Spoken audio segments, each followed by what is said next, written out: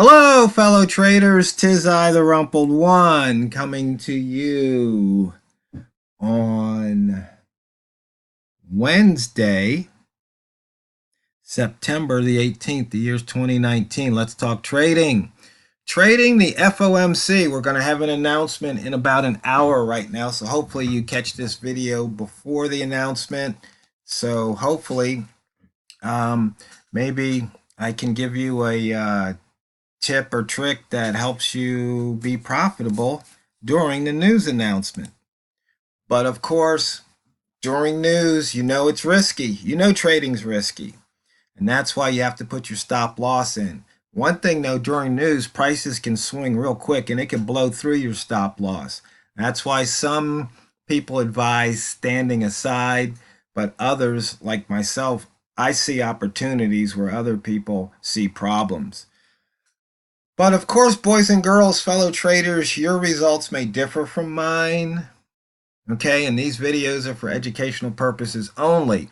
If you need financial trading advice, seek it from an accredited financial professional. That way, when you lose, they lose your money, you know it was lost by a professional rather by some Yahoo that you heard talk on YouTube or some other trading forum, right? Okay, here we go. For the week, you can see right now that the dollar yen is inside the upper wick zone of the last weekly candle. And you see there's still some gaps that have to be filled here or could possibly be filled. They don't have to be filled. They just usually fill. But because of FOMC, it could swing the price in that direction. In fact, this gap right here on the pound CAD has me kind of curious. As you can see here, it almost filled the gap. The high was 65,896, and here we have 65,92. So pretty close there. And who knows, maybe the FOMC will push it right through. Here on the daily, you can see we're in the upper wick zone of yesterday's candle. Yesterday's daily candle's almost a doji there. Pretty much a doji, meaning that the close and open were the same price or near within a pip or so. So it's mostly wick zone here, as you can see. So price is in the wick. Now FOMC, I would look for price to get outside of that wick one way or the other. I could be wrong, but that's what I would look for. Here again, we're showing the wick zone using the wick zone indicator. So price might either leave at the 35, call it 0.36 to the north or 0.10 to the south. So I look to go long, look to go short. Possibly, here's the previous day's midpoint right here, 0.18. That's also a place you could look to go long. And you can see here, since we just switched pairs, that the tick chart got obliterated. The Einstein line, you can see where it is here. And so right now, looking to go long at 19, short at 14. If you want to trade before the news, right now I'll be standing aside and just waiting to see what happens. Using the TRO HL5 indicator, you can see we've got all these different wick zones here. Yesterday's high, the previous week's high, all these lines, good places to place trades, looking for a breakout. Because during news, we don't really look for reversals. We look for breakouts, then possible reversals. That's one way to play it.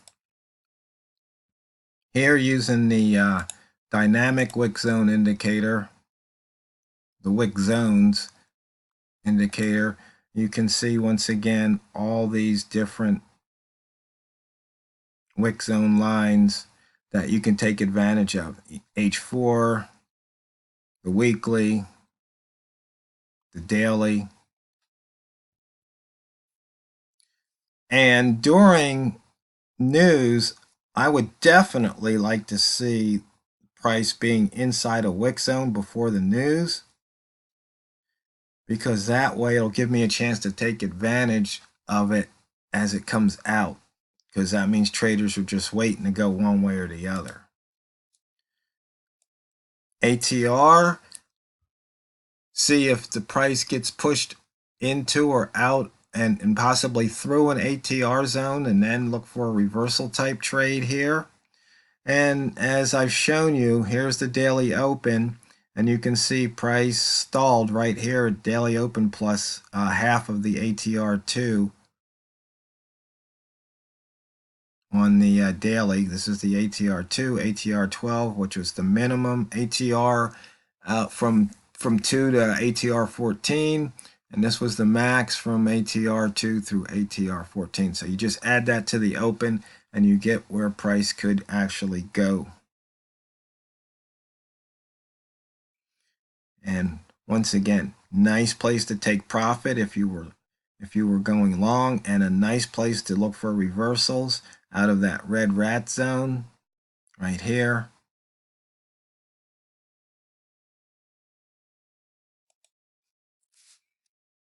And here we are looking at the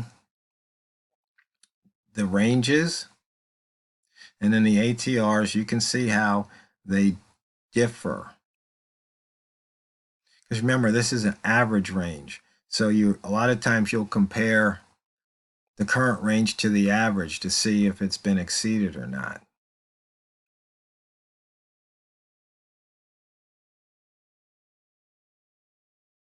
And if you're wondering why some of these are magenta, it's just a threshold. Here I set the threshold for 100 on the daily, 200 on the weekly, and 400, or what was it, 500, I believe, on the monthly. Yeah, 500. So when those ranges or those values are exceeded, then the dashboard just lets me know.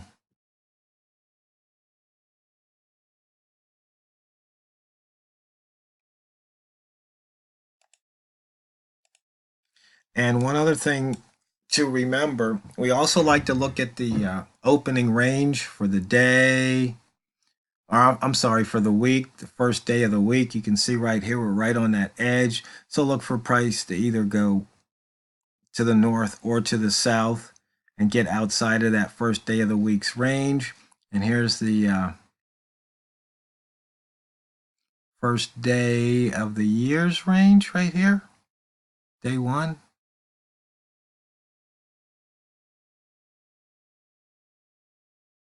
And here's the first day of the month. As you can see, we blew out of it on the 4th day of the month and haven't returned.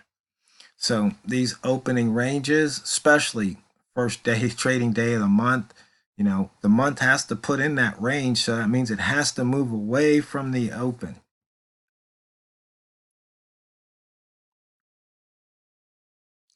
And let me see, there was something, let's just look at a couple of other pairs here on this chart. You can see we've got the euro, where it's sitting. Once again, looking at that first day of the week, looking to see if the euro can get outside of that. And then let's look at the British pound. You can see where that's sitting once again. And note, it's above the weekly open, so if it starts going south, you might want to go short at the weekly open here. Let me pull the euro back up and see the euro hasn't quite hit its open, so you might want to go north at the weekly open. Let's look dollar Canadian. You can already see it's outside its zone, well below the opening day of the year, still below the opening day of the month. We've got the Swiss franc. You can see a lot of overlap here. Already outside the first day this week. If we bring in the chart, you can get a little bit better look at where it is in the bigger picture. Of price movement, New Zealand US dollar.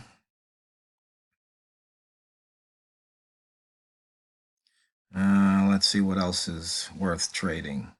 The Aussie yen for my good buddy Pro-Charged Mopar. He's still struggling with the Aussie yen. The Australian US dollar. Here we go. You know, Pro, you might want to start using the Australian US dollar. You know, you can offset your Australian yen, moving. So chances are when one's moving up, the other's moving up. You have to look at the correlations. But that way, if it's moving down and you want to hold your longs, you can, offset that downward motion with the Australian US dollar. Just be careful, right? Let's see. Did I already do New? And then the New Zealand yen. It's still within the first day of the week.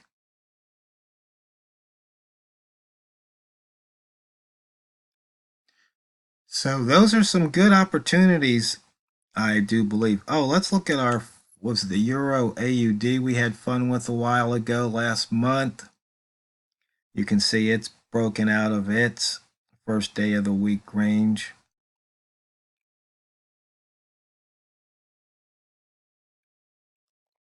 So there's lots of opportunity. Oh, one I didn't look at was the Euro yen, one of my favorites.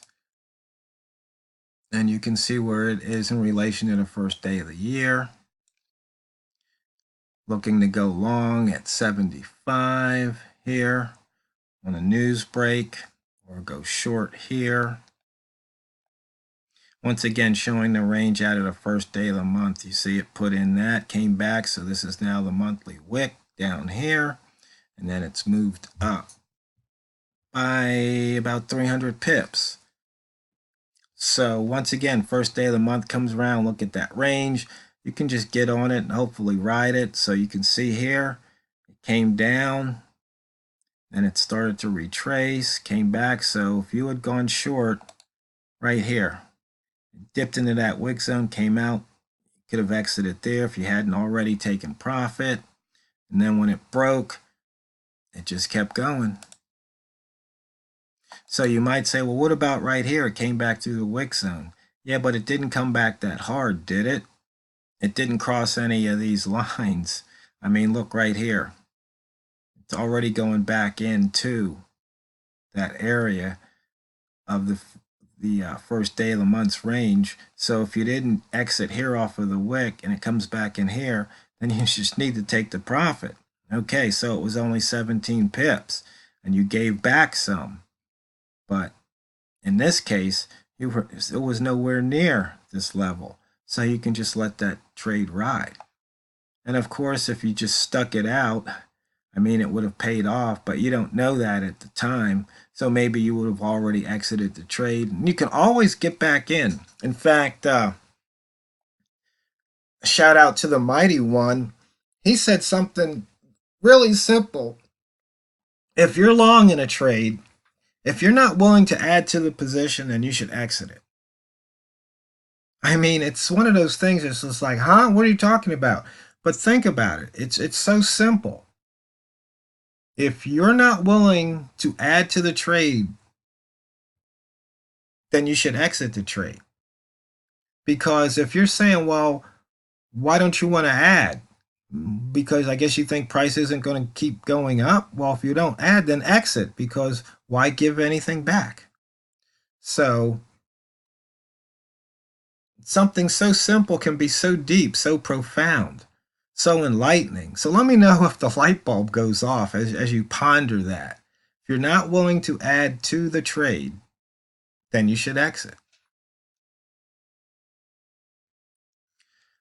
Okay, fellow traders, the thing about trading the FOMC, I just want you to know, more than anything else, you don't really have to do anything different. You can still use the same horizontal lines, the buy zone, the wick zone. You can still do your rat reversals. It's just that price might move a little bit faster than what you're used to. And so that's why you have to remember to use your stop loss. And it's not what you trade, it's how you trade it. So drain the banks.